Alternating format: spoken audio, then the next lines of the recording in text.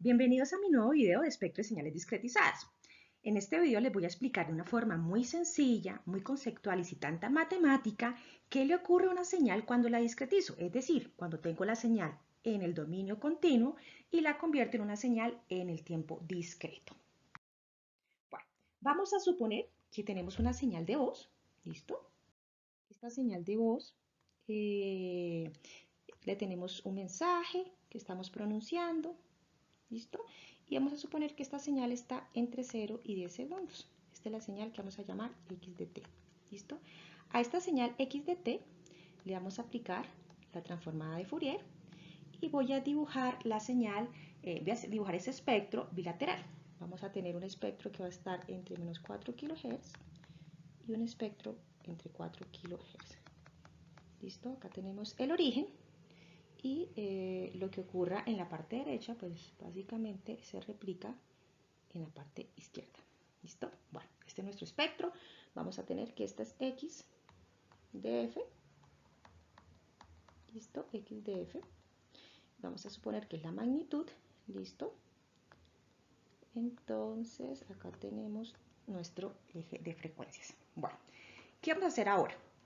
Entonces, lo que queremos mirar es qué ocurre cuando en lugar de tener esa señal x de t, ¿cierto? Voy a tener es la señal x de n, es decir, cuando he tomado muestras, ¿cierto? Esa señal de voz, ¿sí? La he discretizado, ¿listo? ¿Cómo la puedo discretizar? Pues, por ejemplo, la paso por un convertor análogo digital, ¿cierto?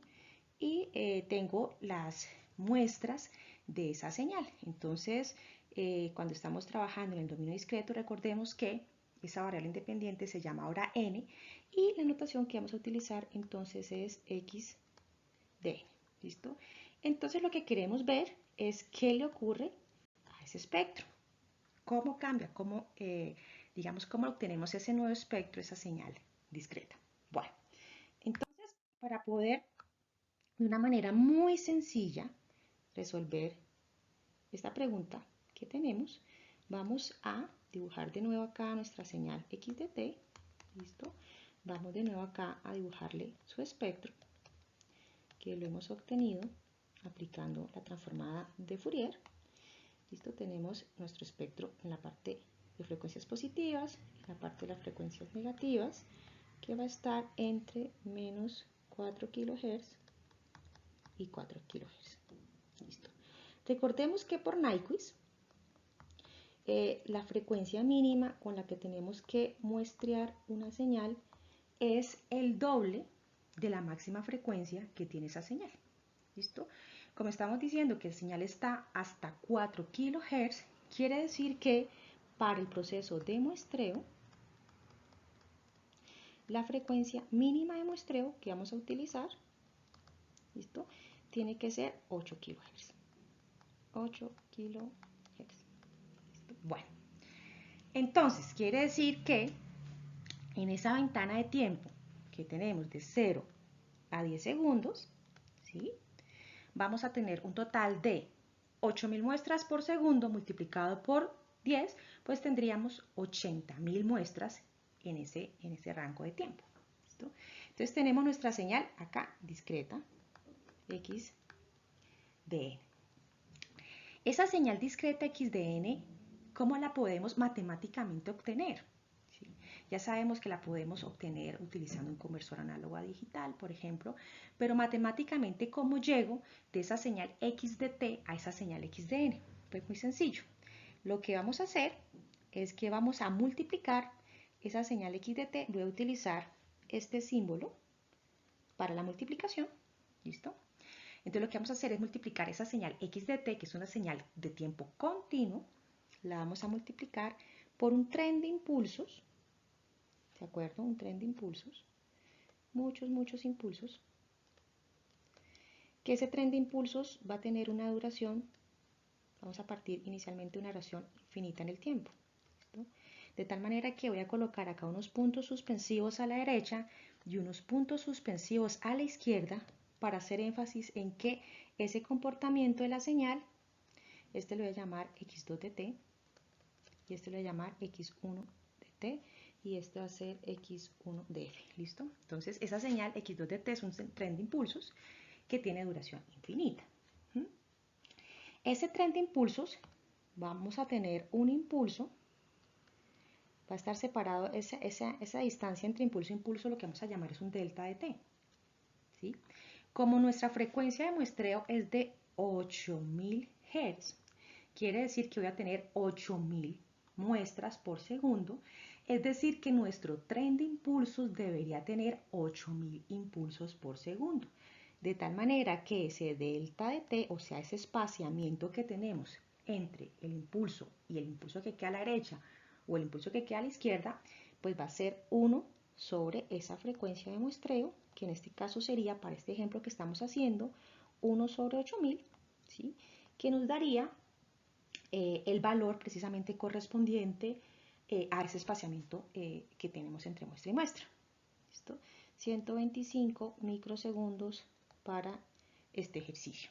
Bueno, ¿qué ocurre cuando nosotros tenemos un proceso de multiplicación en el dominio del tiempo? Pues es muy sencillo, recordemos la propiedad de multiplicación de la transforma de Fourier. El efecto que tiene en frecuencia es un efecto de convolución. Y voy a utilizar este simbolito azul precisamente para denotar esa convolución.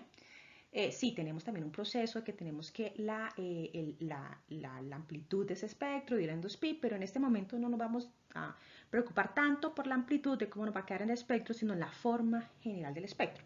Entonces simplemente lo vamos, digamos, a abreviar, haciendo paréntesis en que no tengo en cuenta todavía el tema de amplitud, en que simplemente si tengo una multiplicación en el dominio del tiempo, el equivalente en frecuencia pues es la convolución. Entonces tenemos que recordar cuál es el espectro de ese tren de impulsos. Esa es muy sencilla, esa es una señal donde en el dominio del tiempo y en el dominio de la frecuencia el comportamiento es muy parecido, porque tengo un tren de impulsos en el tiempo y el espectro es un tren de impulsos en frecuencia. Cambia el espaciamiento que tengo entre impulso y impulso. Entonces acá voy a dibujar, esto es en relación a f. También voy a tener, como les decía, un tren de impulsos. ¿Listo? Ese tren de impulsos también va a ser de duración infinita, entonces voy a colocar puntos suspensivos a la derecha, puntos suspensivos a la izquierda para hacer énfasis en que tiene duración infinita. Y entonces, si en el tiempo estaba espaciado delta de t, pues simplemente en frecuencia va a estar espaciado, voy a colocar acá en colorcito rojito para hacer énfasis en ese espaciamiento, en frecuencia va a estar espaciado fs. ¿De acuerdo? Entonces, lo que vamos a hacer ahora es que ese espectro que yo tenía de esa señal de voz continua en el tiempo, lo voy a convolucionar por el espectro del tren de impulsos, que también es un tren de impulsos, ¿listo? En frecuencia. Y ese tren de impulso va a tener un espaciamiento entre impulso igual a fs. ¿Listo? Acá estoy utilizando f en ambos casos, ¿listo? No estoy utilizando w. Para que me quede más sencilla las operaciones, pues utilizo que en ambos ejes esté haciéndolo respecto a f. Como nosotros comúnmente estamos más acostumbrados a mencionar el espectro en las señales en Hz, por eso es que estoy utilizando es f y no w en el eje horizontal precisamente de los espectros. Bueno, entonces vamos a recordar, entonces voy a colocar acá en esta, entonces simplemente acá como un tip, ese tip 1, el tip 1 es que esa señal continua, ¿cierto? La vamos a convertir en una señal discreta y lo hacemos por medio de la multiplicación con un tren de impulsos. ¿Listo? Ese sería el tip 1. Ahora vamos a colocar un tip 2, ¿sí? Y es que el proceso de multiplicación en el tiempo va a tener un efecto de convolución en el dominio de la frecuencia. Y el tip 3 que estamos utilizando hasta acá es que la transforma de Fourier de mi tren de impulsos en el tiempo y ese tren de impulsos de duración infinita,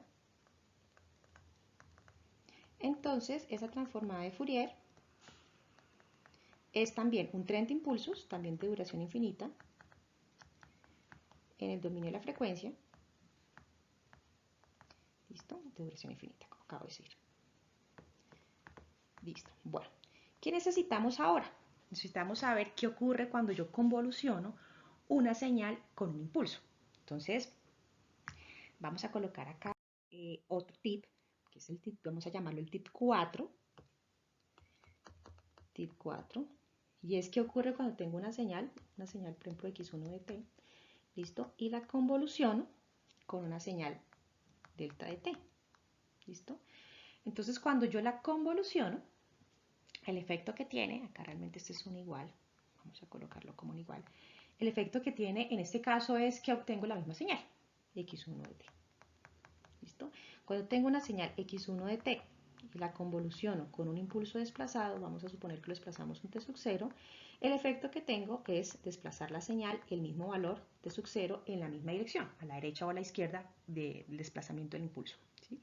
Eso que tenemos en el tiempo, pues lo podemos aplicar también en frecuencia. Es decir, que si yo tengo una señal x1 de f, si yo tengo una señal x1 de f, x1 de f, y la voy a convolucionar, ¿cierto? Con un impulso delta de f menos un f sub 0, entonces simplemente el resultado es x1 de f menos f sub 0. Por propiedad de linealidad, si yo tengo una suma de impulsos, puedo convolucionar mi señal con el impulso 1, después con el impulso 2, después con el impulso 3, así sucesivamente, y posteriormente hago la suma del resultado de las convoluciones que he realizado con cada uno de los impulsos. De tal manera que si yo tengo la convolución de mi señal x1 de f, la convoluciono con ese tren de impulsos de duración infinita, ¿cierto? En el dominio de la frecuencia, ¿listo? El efecto que va a hacer es que yo voy a tener réplicas infinitas del espectro original de mi señal, ¿listo? Entonces, si ese impulso, ese tren de impulsos, estaba, voy acá a colocar un pequeño paréntesis, si ese tren de impulsos, yo lo represento como una sumatoria que va desde menos infinito hasta infinito, ¿cierto? De esa señal delta, en este caso estamos trabajando con delta de f, ¿cierto? Menos fs es el valor que va a estar, y yo les había dicho que el valor que tenía entre el espaciamiento que tenía entre impulso e impulso en dominio de la frecuencia era fs, entonces va a estar separada fs, ¿cierto? Y acá le voy a colocar una K para decir simplemente que puedo tener infinitos desplazamientos precisamente de ese impulso, ¿sí? Entonces acá cerramos y esta acá realmente pertenece a los enteros. ¿Listo?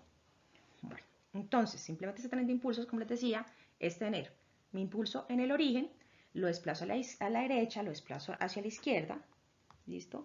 ¿Y cuánto lo voy a desplazar hacia la derecha o hacia la izquierda? Múltiplos enteros de la frecuencia de muestreo. De tal manera que al multiplicar el espectro de mi señal x1 de f, ¿cierto? Con ese tren de impulsos que ya matemáticamente lo hemos definido en esta partecita, pues el efecto que vamos a tener, ¿cuál es? Pues que vamos a tener ese x1 de f, lo vamos a tener también k veces desplazado fs, ¿sí? ¿Desde dónde? Desde menos infinito, acá lo vamos a colocar, hasta infinito. ¿Listo? Entonces tengo réplicas, infinitas réplicas del espectro original de mi señal x1 de t, que se llama x1 de f. Vamos a tener infinitas réplicas que van a estar desplazadas entre réplica y réplica un valor de frecuencia de muestreo. ¿Listo? Entonces ese sería como el tip 4, que es el tip, digamos, como más importante en el sentido de saber cuál es el efecto final que va a tener ese proceso de discretizar una señal en el dominio continuo, ¿cierto? A nivel de su espectro. Entonces, ¿qué ocurre? Para resumir, teníamos nuestro espectro bilateral, ya que es muy importante dibujarlo bilateral para entender por qué Nyquist nos dice que la mínima frecuencia de muestreo es igual a 2 veces la máxima frecuencia de la señal. O si lo veo por el otro lado, tengo que decir que la máxima frecuencia de mi señal, ¿sí?, debe ser la mitad de la frecuencia de muestreo. También lo puedo ver de esa manera el teorema de Nyquist. Entonces, vamos a mirar de dónde sale eso. ¿Listo? Entonces acá tenemos, recordemos, esto es F, lo estoy haciendo respecto a F, no respecto a omega. Y acá estoy dibujando la magnitud de X de F. Entonces teníamos nuestra señal, nuestro espectro, más o menos así, que tiene la misma forma a la derecha. ¿Listo? Bueno, entonces después de, esto lo habíamos llamado X1 de F, X1 de F, ¿listo? Entonces después de multiplicar en el dominio del tiempo nuestra señal de voz, la multiplicamos por ese tren de impulsos, entonces tenemos la señal discretizada, ¿sí? Y en el dominio de la frecuencia el efecto que tendrá es el siguiente. Bueno, acá no lo voy a hacer a escala porque obviamente en la parte superior está hasta 4 kHz y en la parte derecha tengo que dibujar unas frecuencias mucho más altas, entonces no me va a quedar, digamos, como escala respecto a la gráfica de arriba. Pero vamos a colocar acá, un segundo, vamos a colocar acá 8 kHz, ¿sí? Acá, bueno, el 0, el de 8 kHz, el de 16 kHz, ¿listo? 24 kHz y recordemos que este efecto sigue hasta infinito porque estamos haciendo o estamos multiplicando esa señal continua, la estamos multiplicando precisamente por un tren de impulsos de duración infinita. ¿Listo? Entonces voy a colocar acá puntos suspensivos a la derecha y lo mismo acá puntos suspensivos a la izquierda y acá voy a colocar la contraparte que es menos 8 kHz. Acá es kilohertz. ¿Listo? Este sería menos 16 kHz y este sería menos 24 kHz. Bueno, entonces, ¿qué ocurre? Que ese impulso que está en el origen, entonces ya habíamos dicho que cuando tenemos una señal y la convolucionamos con un impulso que está en el origen, el resultado es la misma señal. Es decir, que en relación a ese impulso que yo tengo en ese tren de impulsos en el origen, lo que voy a hacer es dibujar el mismo espectro que yo tenía inicialmente. Esto que más o menos es así. Y este va a estar, recordemos, 4 kHz y este habíamos dicho que era menos 4 kHz. ¿Listo? Bueno, ahora voy a convolucionar ese espectro con el impulso que está ubicado en Fs, que es el impulso que está en 8 kHz. Entonces lo que hago es desplazar el espectro y ahora digamos que el origen de ese espectro va a estar en 8 kHz. Entonces vamos a tener esta señal, ¿cierto? O esta forma más bien hacia acá, hacia la derecha y hacia la izquierda. Este va a ser 4 kHz respecto a 8 kHz, es decir, que este va a estar ubicado en 12 kHz. Y este teníamos 8 kHz menos 4, pues nos da en 4 kHz. Entonces miren que cuando estamos respetando Nyquist, realmente los espectros, cuando les estamos haciendo esas réplicas, cuando estamos desplazando el espectro original de esa señal continua, digamos que no se van a solapar uno respecto al otro. Entonces, donde termina uno, empieza el otro. Donde terminó el espectro de ese impulso que estaba ubicado en el origen, ¿sí?, es donde empieza el espectro, acá, de ese impulso que está ubicado en Fs o en 8 kHz para los datos que estamos utilizando en este ejercicio. Y hacemos lo mismo con el espectro que está ubicado en 16. ¿Sí? Entonces, de nuevo, nuestro origen ahora va a ser 16, 16, 4 hacia la derecha, entonces nos daría hasta 20 kHz, ¿sí? Y 16 y 4 kHz hacia la izquierda nos daría 12, y entonces de nuevo vamos a tener una réplica, ¿cierto?, de nuestro espectro, una réplica de nuestro espectro, que tampoco, de nuevo, se va a solapar, sino que donde termina uno, empieza el otro. Y así, entonces lo que vamos a hacer es tener infinitas ¿listo? Réplicas de ese espectro, ¿sí? Acá, infinitas réplicas de nuestro espectro y que no se van a solapar. ¿Qué hubiese ocurrido, por ejemplo, si yo hubiese escogido la frecuencia muestreo de forma incorrecta? Por ejemplo, hubiera dicho, no, la frecuencia muestreo ahora va a ser no de 8 kHz, sino la quiero hacer de 6 kHz. No voy a respetar Nyquist, ¿sí? Entonces, ¿qué hubiese ocurrido? Bueno, ¿qué hubiese ocurrido entonces si el FS hubiese sido un FS, digamos, incorrecto, uno que no hubiese cumplido Nyquist? Entonces vamos a mirar el efecto que hubiese tenido. Acá tenemos frecuencia, tenemos acá x1 de f, ¿cierto? Tenemos la magnitud, tenemos acá su espectro, que parte del origen, ¿cierto? Hasta 4 kHz y el mismo en las frecuencias negativas. ¿Listo? Entonces ese espectro se hubiese convolucionado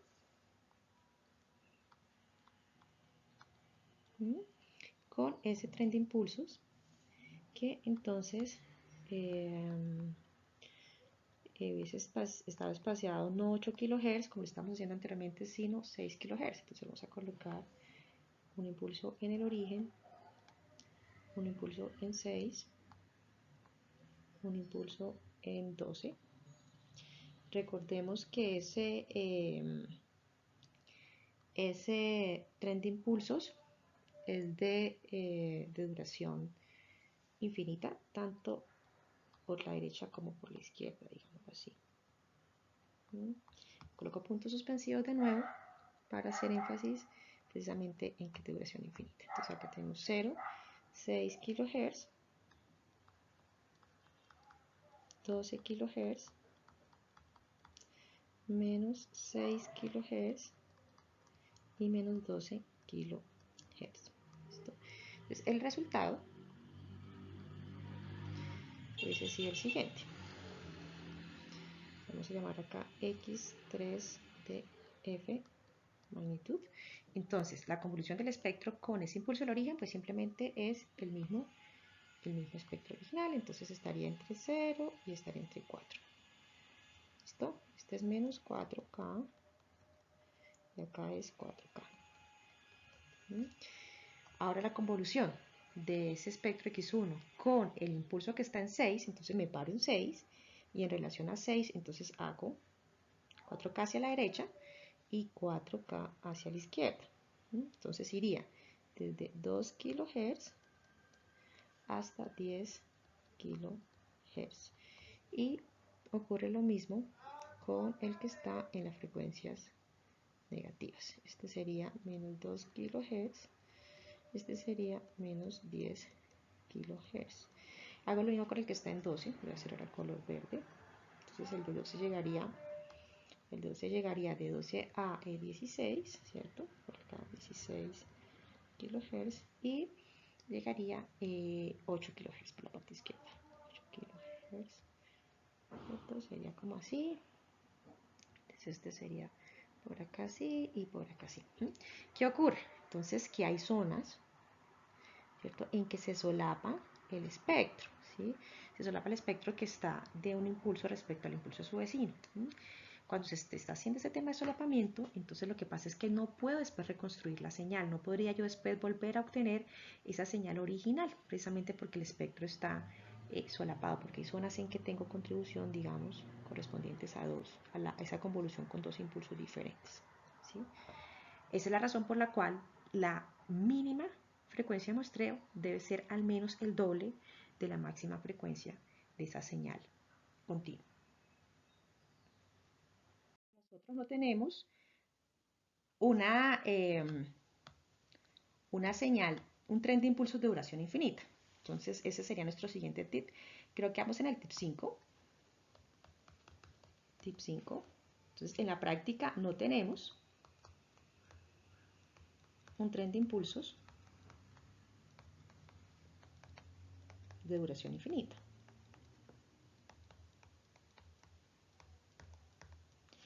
Entonces, ¿qué podemos hacer? ¿Qué sí tenemos? Ah, bueno, sí tenemos un tren de impulsos de duración finita. ¿Sí? Entonces, por ejemplo, si mi señal de voz está entre 0 y 10 segundos, es la señal que yo quiero discretizar, pues puedo tener un tren de impulsos entre 0 y 10 segundos. ¿Sí? ¿Cómo hacemos eso? Entonces, hay hay varias formas de hacerlo.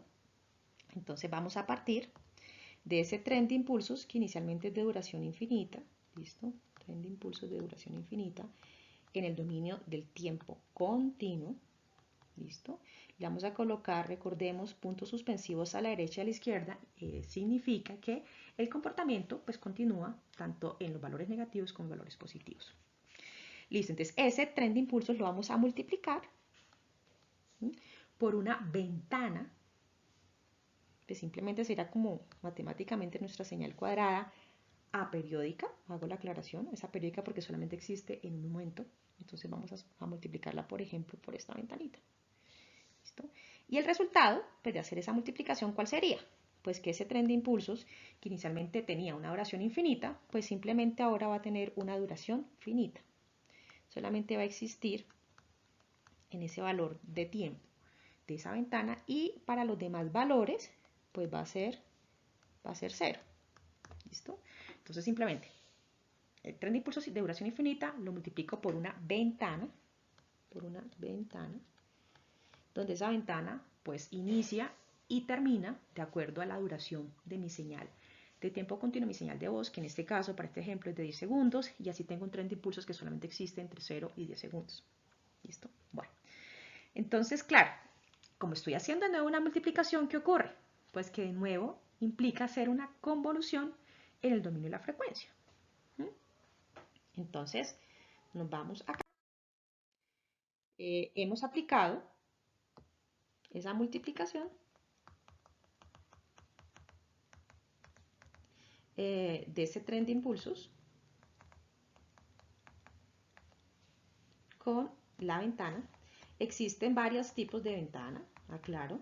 Estoy utilizando lo que llamamos la ventana rectangular, pero existen otros tipos de ventana. ¿Listo? Entonces hemos hecho la multiplicación del tren de impulsos con la ventana, que en este caso es una ventana rectangular. ¿Sí? Bueno, y el efecto que tiene a nivel de frecuencia es que realiza una convolución entre ¿qué? Entre el espectro del tren de impulsos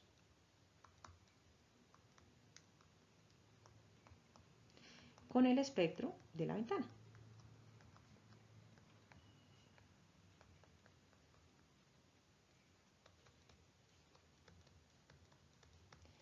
¿Ok? Bueno, entonces, en este punto, ¿qué tenemos que hacer? Pues recordar cuál es el efecto precisamente de esa señal rectangular aperiódica.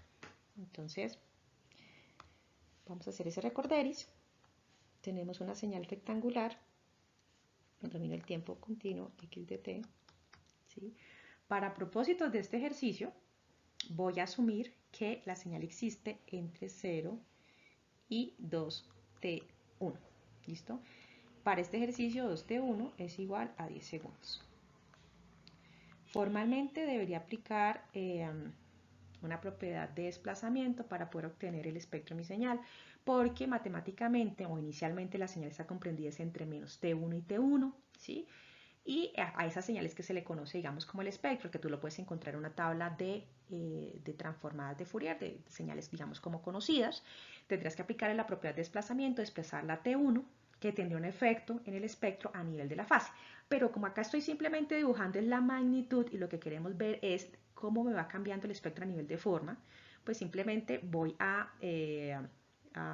dibujar o a tener en cuenta cuál es la magnitud del espectro, pero como les digo, matemáticamente ustedes deberían hacer un paso previo, que es el tema del desplazamiento. Bueno, entonces, esa señal x de t, que es una señal rectangular, es una señal rectangular aperiódica,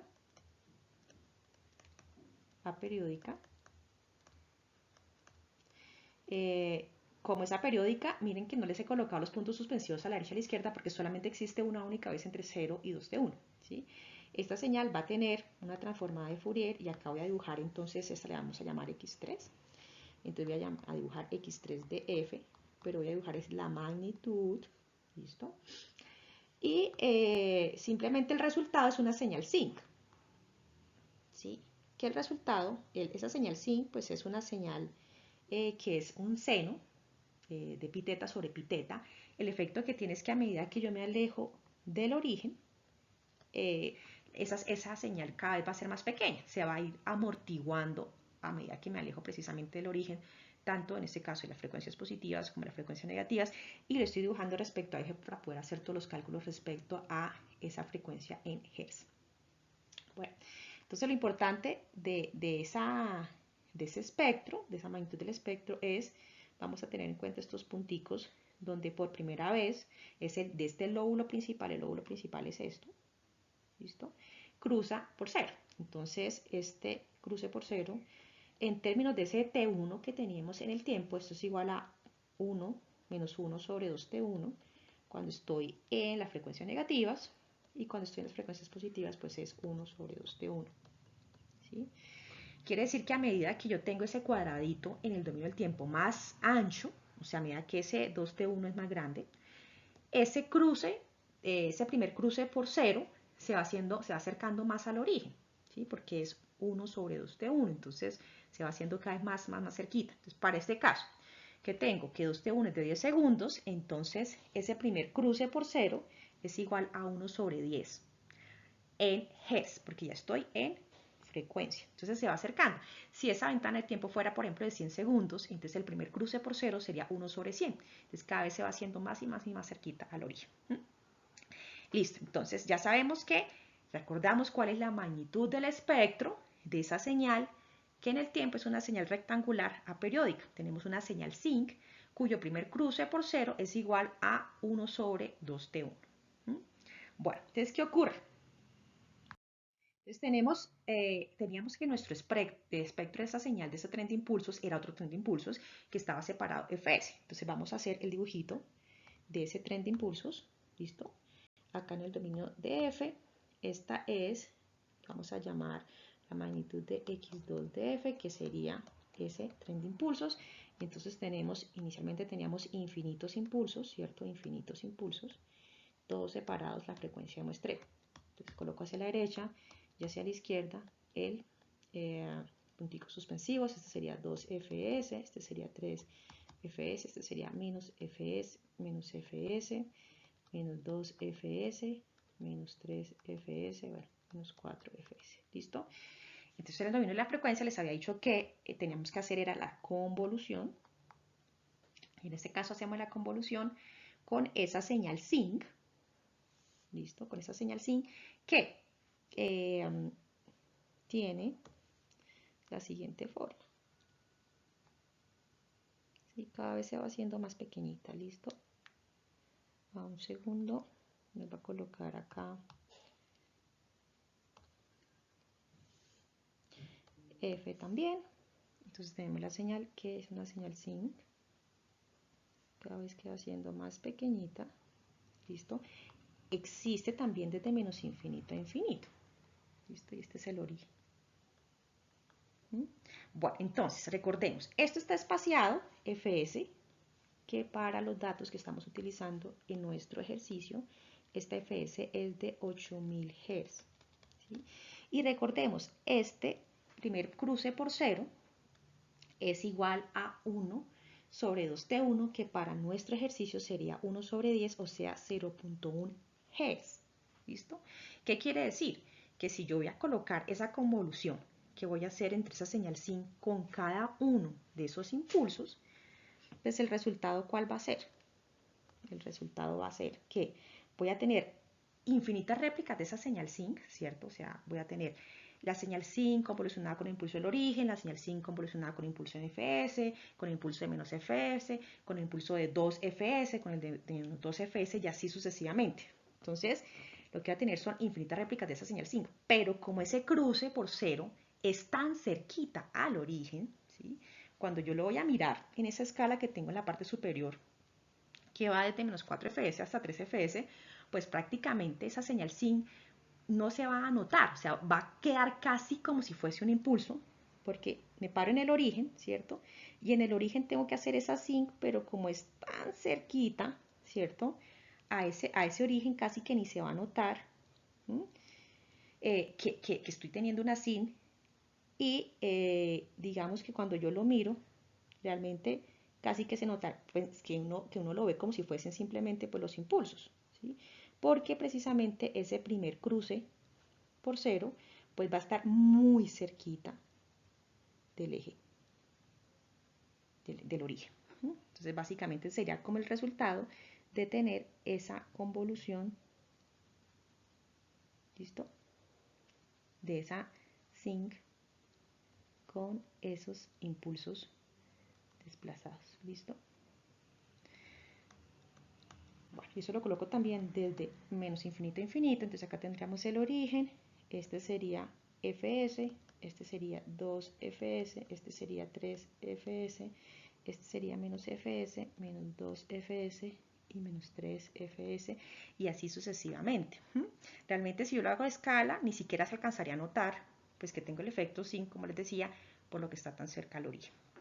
Entonces, allá a nivel práctico, ¿qué ocurre? Tengo que hacer la convolución entre, por un lado, el espectro de la señal continua, que era un espectro estaba entre menos 4 kHz y 4 kHz. Tengo que hacer esa convolución con ese tren de impulsos, ¿cierto? De duración infinita que estaba espaciado fs, y tengo que hacer la convolución entre la señal zinc. Entonces voy acá a colocar como este tip 7, ¿sí? Para resumir qué es lo que estoy haciendo. Entonces tenemos, por un lado, teníamos el espectro de esa señal de voz que estaba entre menos 4 kHz y 4 kHz. Hacíamos la convolución con un tren de impulsos que va a estar, bueno, acá teníamos el primer impulso en el origen, el segundo impulso lo teníamos en 8 kHz, ¿cierto? Teníamos por acá otro en menos 8 kHz, y teníamos infinitas réplicas tanto en las frecuencias negativas como en las frecuencias positivas. ¿Listo? Este lo vamos a llamar el X1 de F, magnitud, que es el del espectro de la señal de voz. Este es X2 de F, magnitud, que sería el espectro de ese tren de impulsos del dominio del tiempo continuo, y a la vez tengo que hacer la convolución, ¿cierto?, con el espectro, esa señal rectangular aperiódica que habíamos dicho que era una señal zinc. Este sería, este también tiene duración infinita hacia la izquierda, duración infinita hacia la derecha. Entonces cuando hago esas dos convoluciones, la convolución 1 con la convolución 2 y el resultado lo convoluciono con la señal 3, con la magnitud de X3 de F, pues básicamente vamos a tener pues esas infinitas réplicas que van a tener una pequeña, digamos, como distorsión, precisamente porque acá vamos a tener un tema que vamos a ir atenuando la señal, ¿sí? Vamos a tener una pequeña distorsión, pero es una distorsión que es muy ligera, digamos que, que casi que no se va a notar, no se va a percibir, y entonces simplemente el resultado de todo esto pues es tener esas infinitas réplicas, listo, en el dominio F. Este es el resultado, lo vamos a llamar X4 de F, entonces donde vamos a tener 0, vamos a tener acá 8 kHz, acá 16 kHz, por acá menos 8 kHz y por acá menos 16 kHz, ¿listo? Entonces lo que vamos a hacer es esa señal, acá nos paramos, uno va por acá, luego por acá, acá, acá, de acá, así, así, así, bueno, todas son iguales, ¿no? Todas son iguales. Acá en la gráfica no me quedan tan bonitas, pero pues todos los espectros, digamos, son iguales. Y eso sería. Entonces simplemente vamos a tener un puntico donde termina una y empieza, digamos, como la otra, pero como les decía, no se van a solapar. Listo, ese sería el resultado de ese espectro, esa señal discretizada. Espero que les haya gustado ese video, lo hice muy conceptual, sin entrar tanto en el detalle matemático. Obviamente hay unos efectos a nivel de amplitud que hay que tener en cuenta, considerar para saber cuál amplitud es correspondiente. Por el tema, por ejemplo, de esa convolución en frecuencia, tengo que esos espectros, aparte de convolucionarlos, tengo que dividirlos en 2pi, ¿sí? Debo tener en cuenta cuál es la amplitud de ese espectro, de ese tren de impulsos, ¿sí? Y así sucesivamente, debo tener en cuenta algunas consideraciones para saber cuál es la amplitud final de ese espectro en relación a la amplitud que tenía inicialmente el espectro, esa señal de voz. Pero pues digamos que el propósito de este video era simplemente ilustrar a nivel de la forma que se iba obteniendo cuando discretizaba la señal. Espero que les haya gustado este video. Si les gustó, le dan un like y los invito a que se suscriban a mi canal. Hasta una próxima. Espectro de señales discretizadas, telecomunicaciones.com